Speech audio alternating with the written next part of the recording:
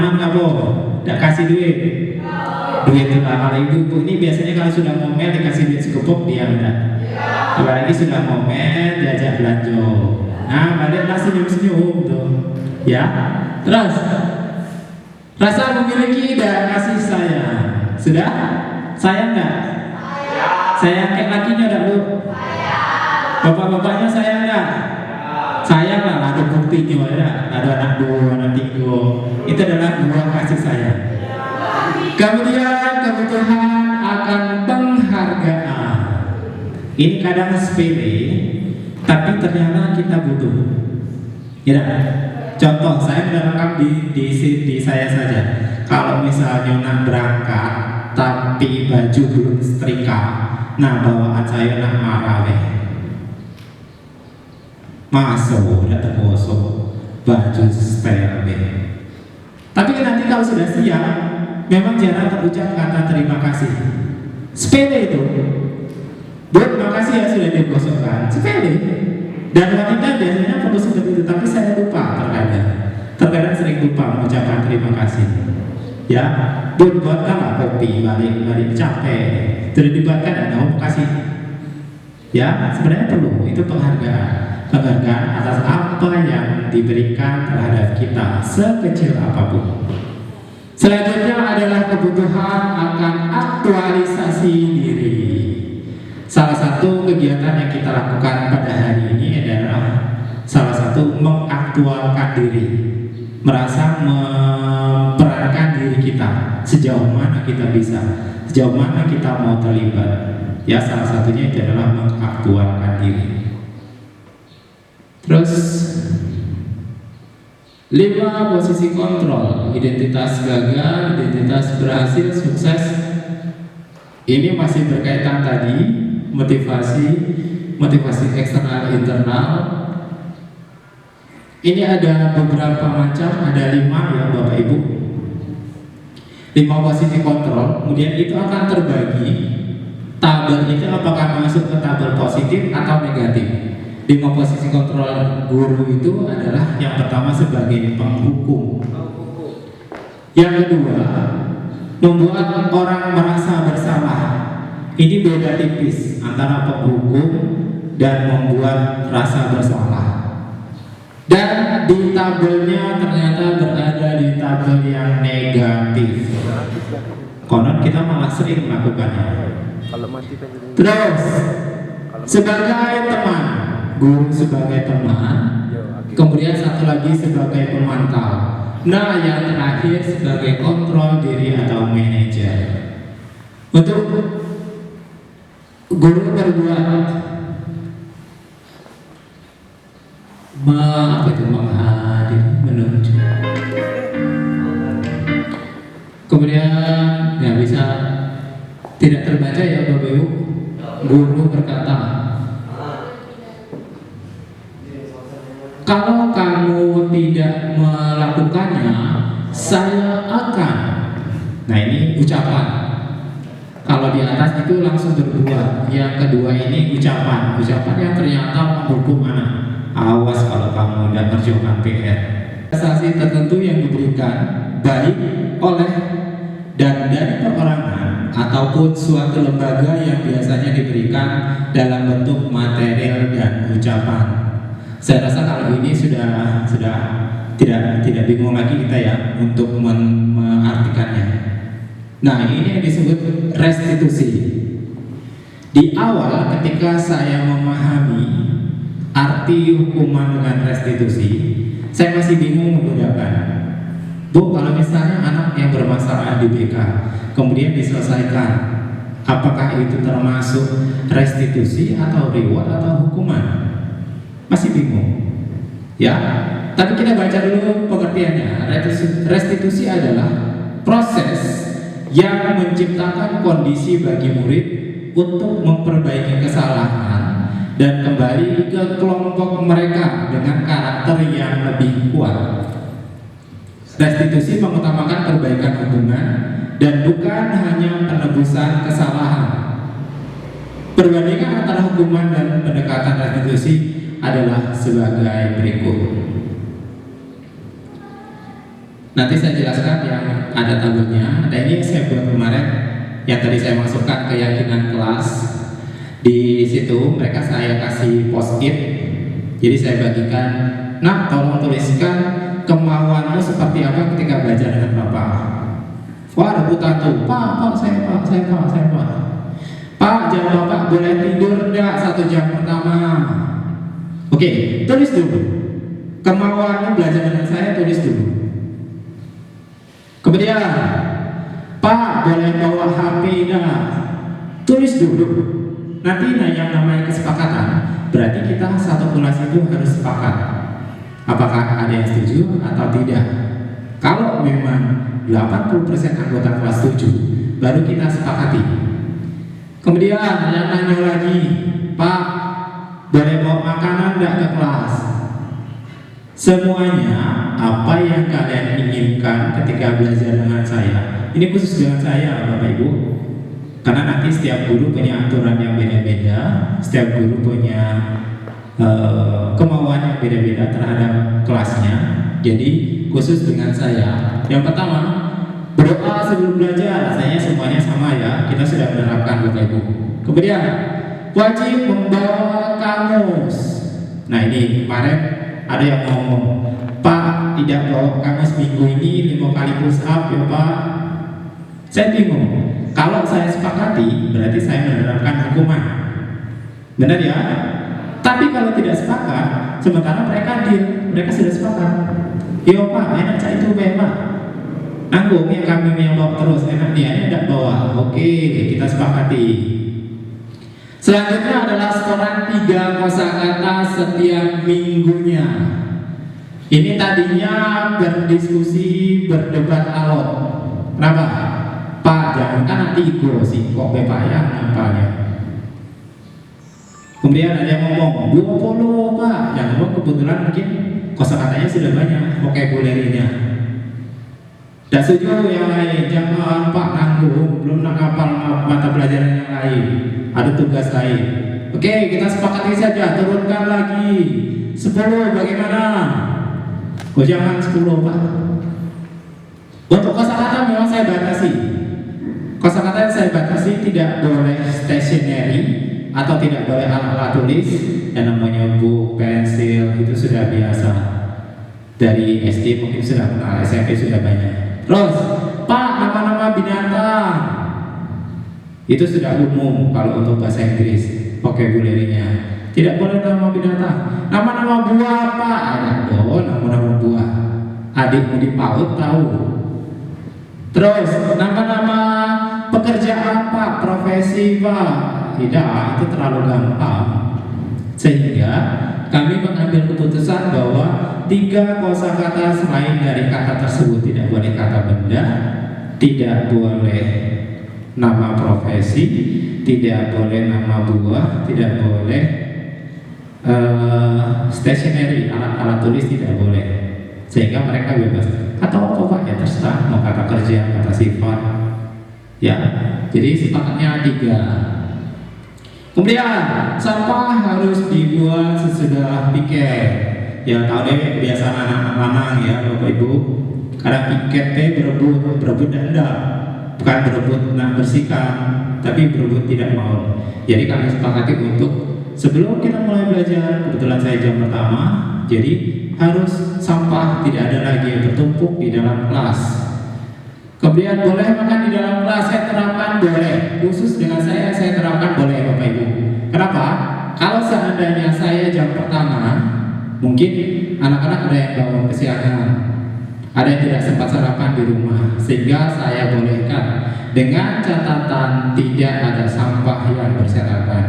Belajar dengan saya sambil makan tidak apa-apa. Bahkan untuk tidur tidak saya buat di situ. Tidak ada. Untuk tidur dengan saya batasi 15 menit saya bolehkan. Kalau menurut dosen saya dulu, Bapak Ibu, ketika kita tidur dengan, kalau bahasa kita tidur ayam. Jadi tidur ayam itu meskipun kita tidur tapi otak kita masih merekam. Apa yang disampaikan dengan guru di depan itu masih terekam. Tapi selama durasinya 15 menit. Kalau lewat 15 menit itu kaki ngorok takutnya. Ya. Makanya mereka sudah terbawa mimpi kemana. Jadi saya bolehkan membawa makanan pun boleh. Pertimbangan saya kalau di jam terakhir pun saya bolehkan karena kondisi perut kita kan beda-beda. Ya, saya dulu di kuliah Bapak Ibu ada dosen ketika jam terakhir anak-anaknya semangat betul masuk. Kenapa? Karena sebelum masuk jam Bapak tersebut kami diperbolehkan membawa bekal satu kantong Indomaret itu tidak apa-apa asalkan waktu kamu ujian dengan saya nilainya di atas KKM. Ya bebas kami. Ada sebelum Bapak itu masuk pesan kopi dulu, bawa pisang goreng, bawa mie goreng. Jadi saya belajar sambil makan, santai tapi perut kita juga terasa nyaman. Itu pedoman saya. Terus tidak boleh izin selama 3 kali berturut-turut. Ini memang saya lakukan bukan di kelas itu saja, di kelas lain juga saya lakukan. Kemudian kaos kaki wajib putih. Ini kesepakatan dari sekolah, bukan dari saya saja. Kemudian tidak boleh izin lebih dari 15 menit. Keluar istirahat, izin mau ke WC, tidak tahunya ke kantin. Pas 1 jam pelajaran. Ya, sehingga nanti terlewatkan karena saya sudah membolehkan bawa makan di dalam kelas. Tidak ada lagi yang katanya Pak nah izin nak beli minum, Pak izin nak beli makan. Ngapain tidak tadi di awal? Ya, ini kesepakatannya kami buat Bapak Ibu. Terus lanjut. Ini yang tadi saya sampaikan perbedaan hukuman dan restitusi. Kalau hukuman bersifat tidak terencana atau tiba-tiba, yang tadi saya sampaikan. Kalau restitusi itu bersifat terencana dan melibatkan kesepakatan. Nah, salah satunya kayak tadi, yang kesepakatan kelas. Kalau seandainya ada bawa kamus aku push up 5 kali, oke, boleh. Terus tindakan satu arah dari pihak guru. Kalau hukuman itu kan kendak guru, kendak kita. Kira lari kau. Ngapa Pak telat 15 menit kau? Jadi apa hukumannya? Lari 10 kilo lapangan. Woi, Pak lari. Ya, karena kita sepihak itu dari kita saja, dari dewan guru saja. Sementara anak entah melakukannya merasa terpaksa atau ketika mau lari kakinya sakit atau ada segala macam, sehingga itu adalah dari kita saja satu arah. Sedangkan kalau restitusi melibatkan kesepakatan, partisipasi dari guru dan murid. Kemudian hukuman membuat murid tidak merasa nyaman, sedangkan restitusi membuat murid tidak merasa nyaman hanya dalam waktu yang pendek, karena kita akan memberikan solusi. Ya, dari kita akan memberikan solusi. Nah, kalau seandainya terjadi lagi jangan. Ya Pak, saya jadi Pak, saya tidak akan mengulangi lagi. Nah, kalau mengulangi lagi, kira-kira apa? Biar apa? Panggil wali deh. Nah, cari hukuman yang lebih ringan lagi. Kira-kira apa? Saya diskor Pak. Berapa? Setelah sekolah. Itu bukan kesepakatan. Masih bukan restitusi. Ya, harus ada kesepakatan. Nah, kalau kita skor, kalau seandainya kamu ulang lagi, misalnya kasusnya misalnya berantem, belago. Kalau seandainya kamu ulang lagi belago, jangan mana? Di skor kayak itu 2 hari, jangan lu kamu tinggal pelajaran. 1 hari jangan kamu.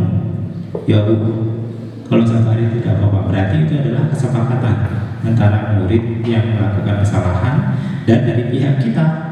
Ya. Kemudian tidak dapat diukur kalau hukuman. Kalau restitusi adalah dapat diukur, yaitu tadi tingkat kesalahan dengan hukuman yang diberikan itu tidak bisa. Ya, misal anak cuma telat 10 menit, tapi hukumannya nyuci WC. Anak yang telat misalnya 20 menit masuk jam kita, cuma suruh buang sampah. Adil tidak? Tidak adil, ya. Itu yang dimaksud dengan tidak dapat diukur, karena tidak ada aturan yang bakunya. Kita tidak membuat aturan. Sedangkan kalau restitusi itu dapat diukur karena sudah disepakati. Lanjut. Kebutuhan dasar manusia. Ibu-ibu, bapak-bapak butuh apa? Kalau ibu-ibu butuh duit belanja ada? Ya. Bapak-bapaknya butuh kebebasan, boleh malam begadang, boleh main leng misalnya. Ya. Yang pertama adalah kebutuhan fisiologis. Itu yang saya sebutkan tadi salah satunya. Kebutuhan yang. Oh ini, lanjut aja Pak. Sabar ya ibu.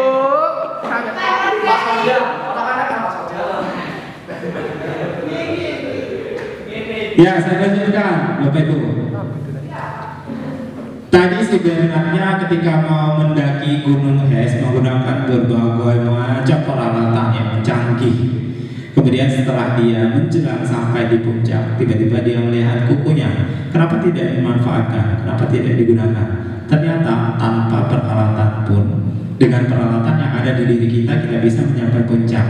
Artinya bahwa sebenarnya di diri kita itu ada kemampuan yang sangat luar biasa tanpa kita sadari. Kita mampu sebenarnya dengan apa yang ada di diri kita mampu. Tapi terkadang kita tidak percaya dengan diri kita sendiri. Sebenarnya dari diri kita punya kemampuan, tapi kita tidak mempercayainya. Kita lebih percaya dengan alat-alat yang canggih, alat-alat yang seharusnya, tanpa kita sadari bahwa di dalam diri kita punya banyak kemampuan yang sangat bermanfaat ketika kita gunakan. Benar ya? Benar Bapak Ibu? Baik, saya lanjutkan di presentasinya.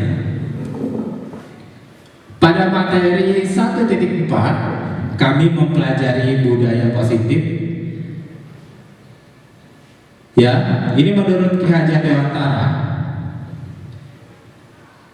mengumpamakan sekolah sebagai sebuah ladang, tempat persemaian bibit agar bibit berkembang secara maksimal. Maka petani dapat memperbaiki kondisi tanah, memelihara bibit tanaman, kemudian memberi pupuk, air, membasmi ulat-ulat dan jamur yang mengganggu hidup bibit tanaman dan lain sebagainya. Bapak Ibu, murid kita itu diibaratkan bibit, maka kita adalah petaninya. Benar ya? Kalau seandainya petani, kalau cuma nanam baik tapi tidak diurusi panen dan tidak, ya maka kita memposisikan diri kita sebagai petani. Kemudian murid-murid kita itu adalah bibit kita. Kita harus menyiramnya. Ketika butuh pupuk kita harus memupuknya. Ketika butuh air kita harus menyiram. Ketika ada hama kita harus membasminya dengan cara menyemprotnya. Begitulah ibaratkan adalah anak murid kita.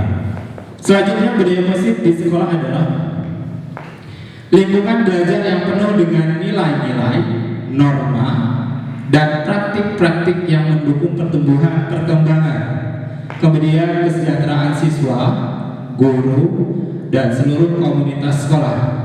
Ini menciptakan atmosfer atau suasana yang menginspirasi, mendukung, mempromosikan mencapai akademik dan non-akademik, serta pengembangan karakter nilai-nilai positif. Berarti lingkungan sekolah itu sangat berpengaruh Bapak Ibu. Ya, apalagi di lingkungan kita dewan guru. Terkadang di dalam lingkungan dewan guru saja masih ada yang bersinggungan, masih ada yang selisih paham. Apalagi dengan murid kita. Jadi kalau anak kita belagu jangan salahkan anak. Ya, kita harus introspeksi sebagai guru. Apa salahnya di mana? Apalagi kalau anak-anak berkelahi ketika jam belajar, berarti salahnya kita. Kenapa kita tidak masuk kelas? Benar ya? Benar. Oke, nanti ujungnya dipanggil kepala sekolah kan? Next. Ya, kenapa Pak Suada? Kemudian ini adalah konsep disiplin positif dan motivasi.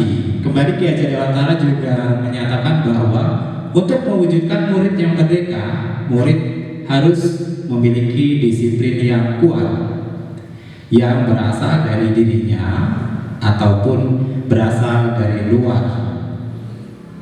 Yang dinyatakan dalam buku yaitu pemikiran, konsep, keteladanan, sikap merdeka, di mana kemerdekaan, di mana ada kemerdekaan, disitulah ada disiplin yang kuat. Kalau kita tanya di dalam diri kita sendiri, rasanya sudah merdeka belum? Kalau menurut saya belum. Ya, kita masih dijajah. Yang pertama, kita dijajah teknologi. Yang kedua, kita dijajah sekarang bukan dengan bangsa lain, tapi bangsa kita sendiri. Kenapa? Ada yang punya pendapat? Benar, yang merusak generasi kan dari bangsa kita sendiri. Misalnya ada judi slot, kemudian gadget, penggunaan gadget secara maksimal. Kalau tidak kita batasi, itu juga merasa, itu yang saya sebutkan tadi, kita dijajah oleh teknologi. Banyak positifnya, tapi juga banyak negatifnya, karena kita tidak bisa memilah dan memilih yang mana yang harus kita manfaatkan. Selanjutnya adalah motivasi perilaku manusia. Menurut Diane Gosson dalam bukunya Restriction School Discipline menyatakan ada 3 alasan motivasi perilaku manusia.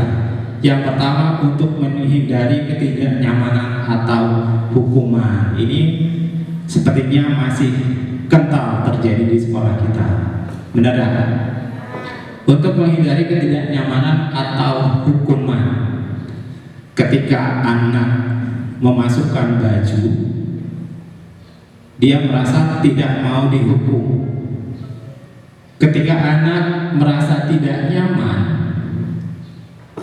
mereka akan menghindari hukuman. Contoh, anak terlambat. Biasanya di tempat kita kan, cuma suruh buang sampah. Pagi beres-beres, besoknya ngulang lagi, buang sampah lagi. Besoknya terlambat lagi, buang sampah lagi. Karena tidak ada tindak lanjut dari sekolah kita. Di bagian kedua, untuk mendapat imbalan atau penghargaan dari orang lain. Terkadang anak-anak memang yang namanya penghargaan itu perlu supaya dia menjadi konsisten. Kenapa? Contoh, ranking kelas. Kalau misalnya kita beri hadiah, kita beri juara, anak-anak akan lebih semangat untuk mempertahankan di semester berikutnya. Tapi kalau tidak ada hadiah, tidak ada reward, tidak ada penghargaan, mereka akan malas. Apalagi misalnya contoh yang lain, ketika siswa membantu kita, lalu kita puji, kita ucapkan terima kasih, hal itu tidak akan membuat dia bosan membantu kita. Ya, tapi ketika kita sudah dibantu, tapi tidak menghargai bantuan dari siswa kita, ya mungkin lain kali dia tidak mau membantu lagi. Ya, dan mau kasih bapak nih, misalnya.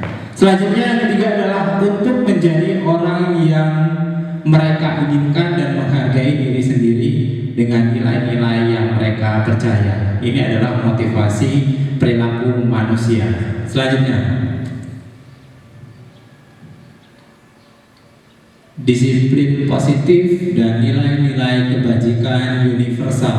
Saya akan bacakan saja Bapak Ibu.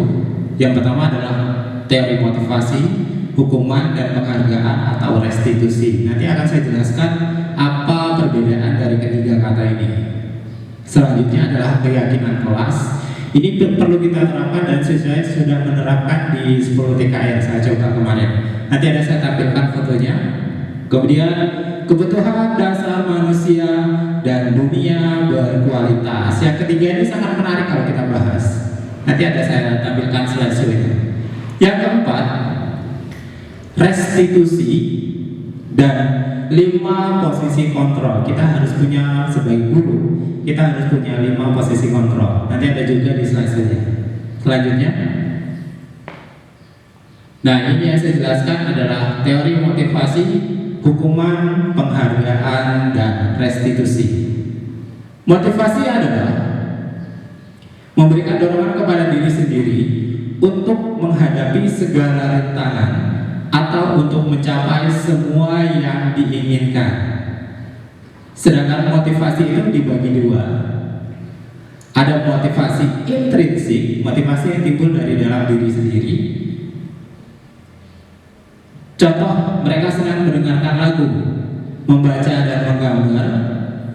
Tanpa disuruh pun mereka akan melakukan yang seharusnya mereka lakukan. Sedangkan motivasi ekstrinsik, motivasi yang timbul dari luar. Motivasi memang terlihat mudah, namun seseorang akan bangkit dengan motivasi dari orang lain yang lebih pandai atau melihat orang yang lebih tua dari mereka. Ini ketika kita misalnya punya sosok contoh, wah aku pengen seperti itu, saya pengen seperti dia, maka itu adalah yang akan memotivasi anak tersebut untuk bisa melakukan atau mengerjakan sesuatu yang mirip dengan orang yang mereka motivasi. Terus, nah ini yang disebut dengan hukuman, penghargaan, dan restitusi. Sekarang saya tanya Bapak Ibu, dari ketiga ini yang sering kita lakukan yang mana? Hukuman ya, sama saya juga masih sering. Ya, saya juga masih sering melakukan. Otomatis kita terkadang tanpa kita sadari, kita sering melakukan hal yang ini. Dan ternyata Bapak Ibu, ini akan membekas di murid kita. Hukuman atau punishment adalah sebuah cara untuk mengarahkan sebuah tingkah laku agar sesuai dengan tingkah laku yang berlaku secara umum. Dalam hal ini, hukuman diberikan ketika sebuah tingkah laku yang tidak diharapkan. Hukuman biasanya bersifat sepihak dan tidak melibatkan kesepakatan. Betul ya? Yang saya contohkan tadi ketika anak kita terlambat, tidak ada di aturan, di tata tertib kelas kita, di tata tertib sekolah tidak ada kan? Anak yang terlambat hukumannya bersih-bersih, anak yang terlambat hukumannya buang sampah. Di situ tidak tertera. Itu yang disebut dengan hukuman.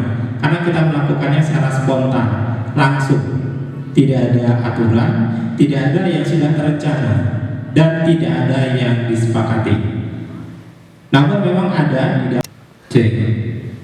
Assalamualaikum warahmatullahi wabarakatuh.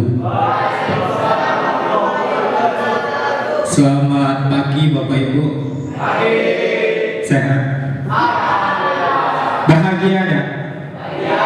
Ada yang tidak bahagia? Ada? Tidak bahagia karena apa Bapak Ibu? Karena keuangan di rumah? Hah? Oh, kalau masalah keuangan sama. Baik Bapak Ibu, terima kasih atas kehadiran pada pagi hari ini. Izinkan saya memaparkan beberapa hasil dari kerja dari tugas kami sebagai CGP Angkatan 9. Sudah kenal semua ya dengan saya. Oke, terus di next. Ya, ini ada slogan. Kalau guru penggerak itu slogannya adalah bergerak, kemudian tergerak dan menggerakkan. Bagaimana nanti kita berusaha untuk menggerakkan, kita sebagai contoh untuk murid-murid kita, sebagai guru di sekolah, kita harus sebagai role model kalau bahasanya itu. Anak-anak akan mencontoh apapun dari tindak tanduk kita. Karena ada pepatah, guru kencing berdiri, murid kencing berlari. Lanjut. Ya, perkenalan, kemudian ya next. Ya, ini adalah rundown atau susunan acara kita pada pagi hari ini. Ada satu pembukaan, kemudian ada ice breaking, kemudian ada video motivasi, kemudian ada pemaparan materi. Pembukaan tadi sudah kita buka. Bismillahirrahmanirrahim. Semoga acara ini bisa berjalan lancar sampai dengan akhirnya. Kita akan memasuki ice breaking. Ice breaking ini kita akan bermain dulu Bapak Ibu. Nanti aturan mainnya begini. Ada dua orang bernama Abi dan Ubi. Ya. Ada yang bernama Abi dan Ubi. Nanti posisi Bapak Ibu akan berhadapan. Ada yang saya tentukan ketika sebelah kanan siapa namanya, sebelah kiri siapa namanya. Dan posisi Anda adalah berjabat tangan seperti mau salaman. Ketika saya panggil namanya, pegang tangan rekan di depannya. Tapi rekan yang dipegang di depannya harus sesegera mungkin melepaskan pegangannya. Jadi ini adalah mengecek konsentrasi Bapak Ibu. Kita coba ya. Coba silakan berdiri Bapak Ibu. Oke, posisi berhadapan. Untuk yang di sebelah kanan saya, posisi yang di sebelah kanan, namanya Abi. Yang sebelah kiri namanya Ubi. Ya, Abi, Ubi. Silakan ulurkan tangannya seperti mau bersalaman. Oke, kita coba dulu ini percobaannya. Siap, Bapak Ibu, saya akan menyebut nama Abah. Tidak konsen, tidak ada nama Abah ya, tidak ada. Oke, kita coba lagi. Saya akan menyebut nama Abah. Tidak ada. Oke. Sekarang ritmenya durasinya agak cepat. Abi.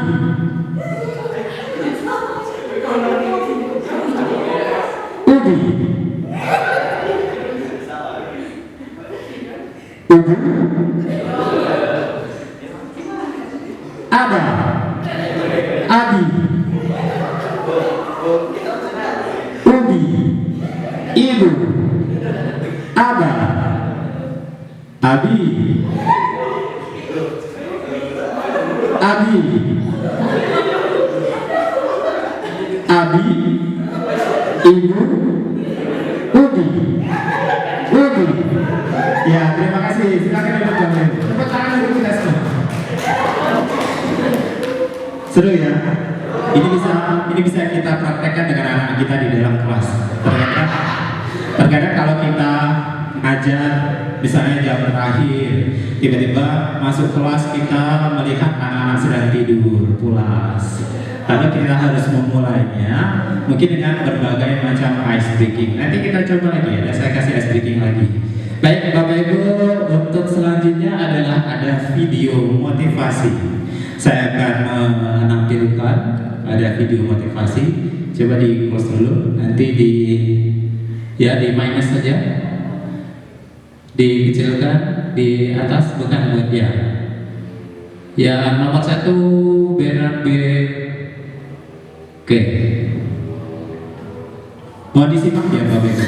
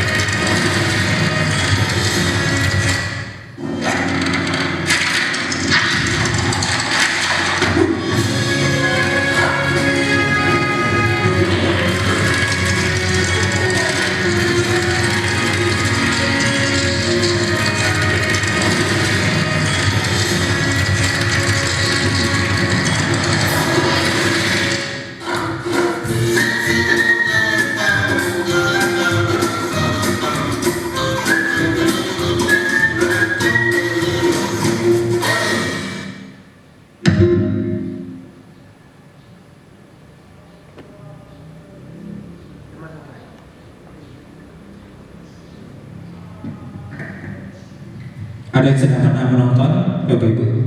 Sudah? Sudah? Barusan? Atau memang tidak pernah lepas ketinggalan dari serial Bernard Bear? Ada? Warnanya, berarti Bapak Ibu nonton ya? Mendampingi anak. Baik Bapak Ibu, dalam video tadi itu ada pesan yang tersirat. Kira-kira ada yang bisa menyimpulkan tidak? Ada pesan yang tersirat? Ada? Ada yang bisa menyimpulkan? Boleh. Silakan berpendapat. Ada tak? Tidak paksa kalau nontonnya. Bernard Bear. Ada?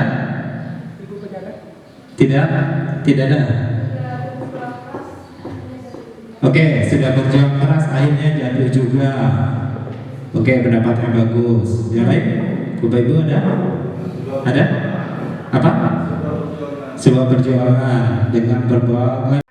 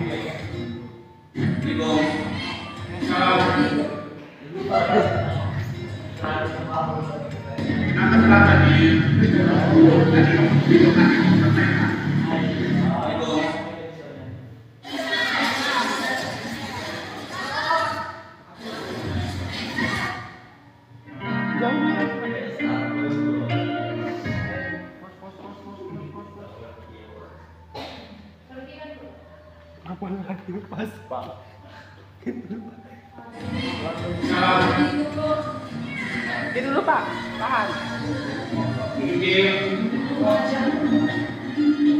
Baik, kalau tak salah tahu apa?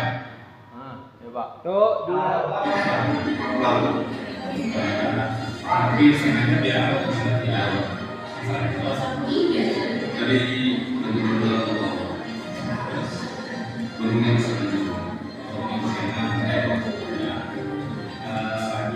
kita kan sudah punya kesepakatan intinya juga punya ya, kita bisa kalau misalnya kita punya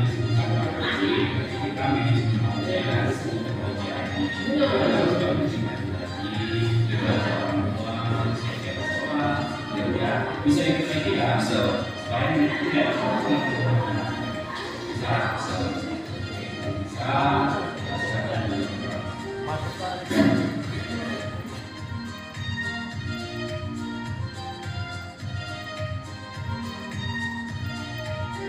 Kasih Tuhan.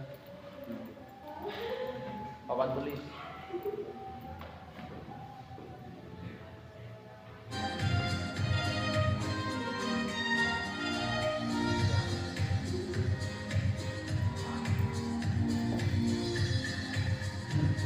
Ada lagu.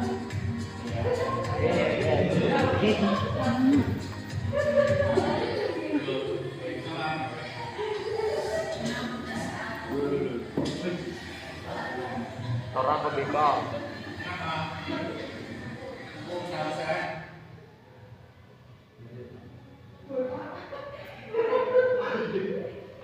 Nah, pas duduk pak, duduk di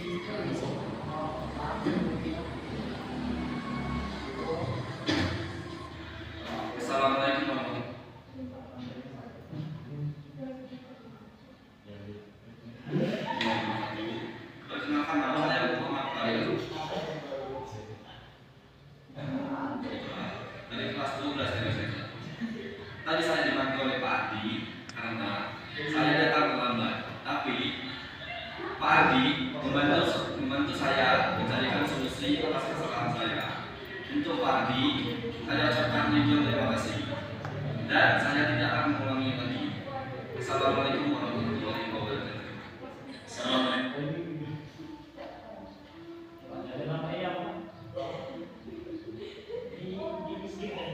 Warahmatullahi wabarakatuh. Perkenalkan nama saya Pak Muhammad. Dari kelas 12 TPS Solo.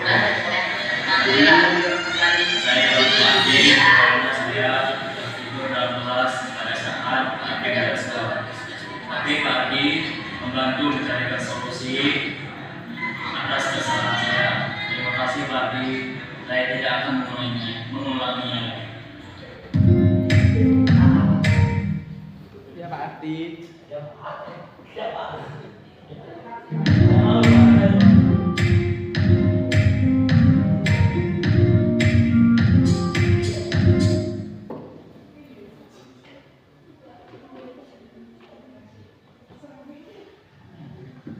C. Kurang lebih seperti itu Bapak Ibu. Itu adalah dua contoh penerapan dari 5 posisi kontrol tadi yang saya terapkan adalah yang pertama sebagai teman, yang kedua sebagai manajer. Ternyata memang yang ketiga itu sedikit demi sedikit kita harus menguranginya, karena anak lebih nyaman ketika kita memerankan sebagai teman, kemudian sebagai manajer. Di situ ada penguatan-penguatan tersendiri dari anak-anak kita. Saya rasa demikian yang saya sampaikan. Namun sebelum saya tutup, kita akan senam lagi. Bapak Ibu silakan berdiri. Kita akan refleksi lagi supaya tidak, karena sudah capek dulu. Instruksinya, kalau saya bilang, coba pelajaran aja.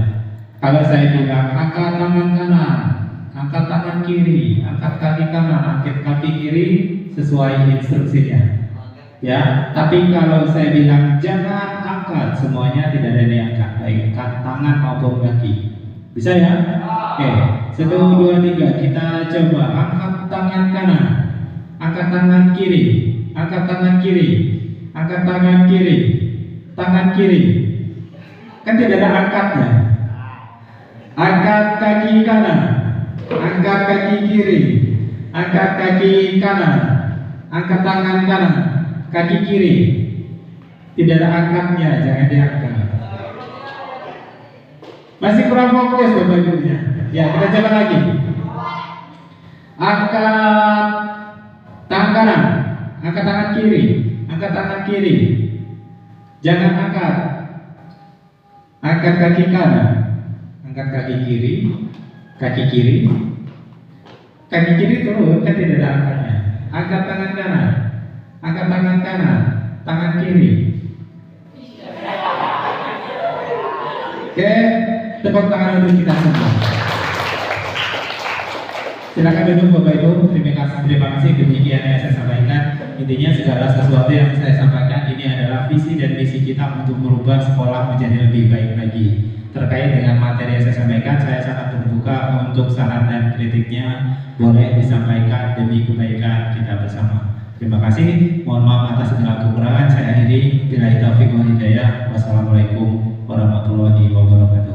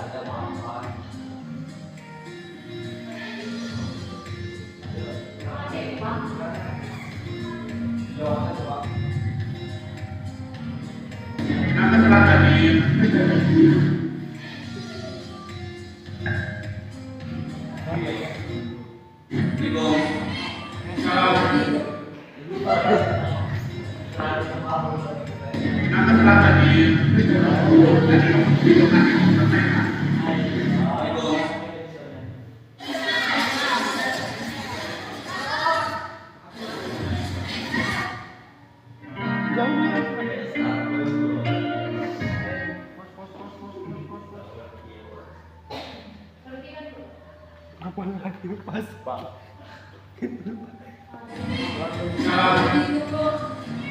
Ini dulu, Pak. Tahan. Baik, kalau nggak salah kamu Tahu. apa? Nah, ya, Pak. Tuh, dulu. Tapi sengaja biar Jadi bentuknya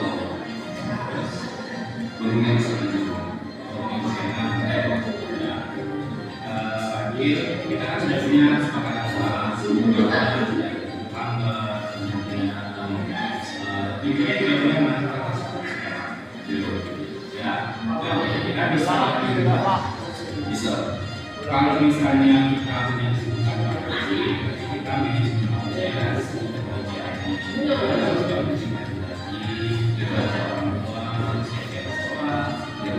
Bisa. supaya tidak ada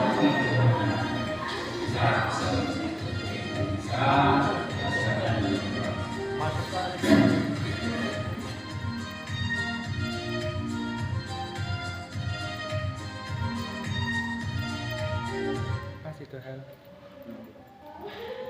Papan tulis.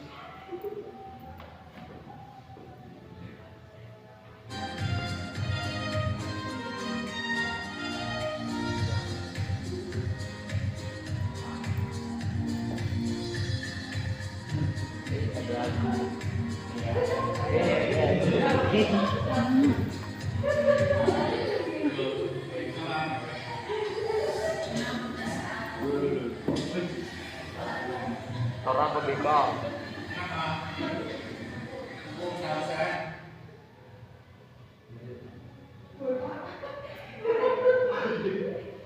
Nah, pas duduk, Pak. Duduk. Di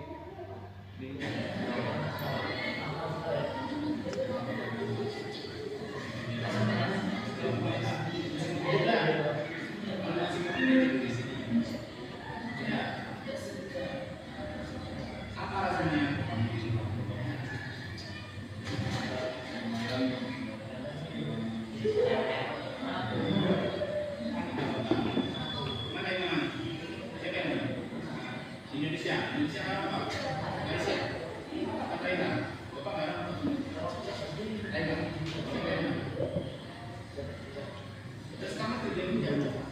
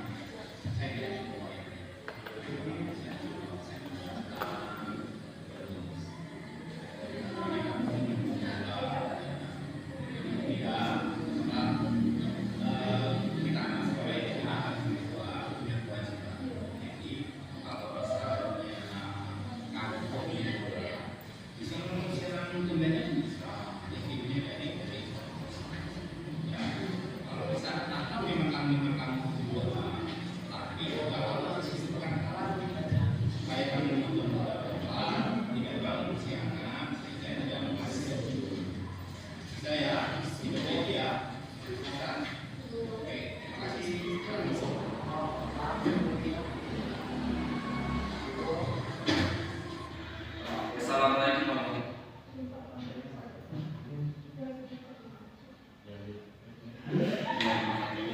Perkenalkan nama saya Muhammad Fadil.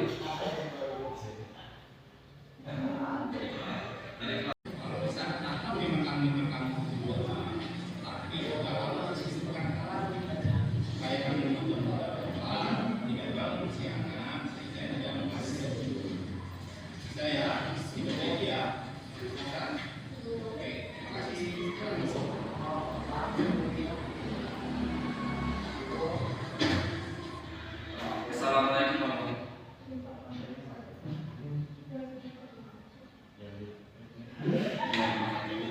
Perkenalkan nama saya Muhammad Fadil. Dari kelas 12 dari saya. Tadi saya dibantu oleh Pak Adi karena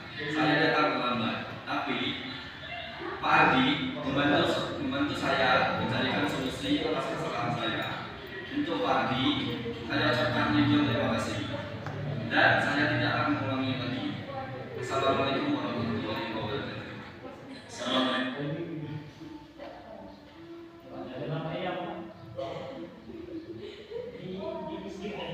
Warahmatullahi wabarakatuh. Perkenalkan nama saya para kelas dari SMP. Saya berpati karena saya tidur dalam kelas pada saat akhir sekolah. Tapi Pak Adi membantu mencarikan solusi atas kesalahan saya. Terima kasih Pak Adi. Saya tidak akan mengulanginya. Ya Pak Adi.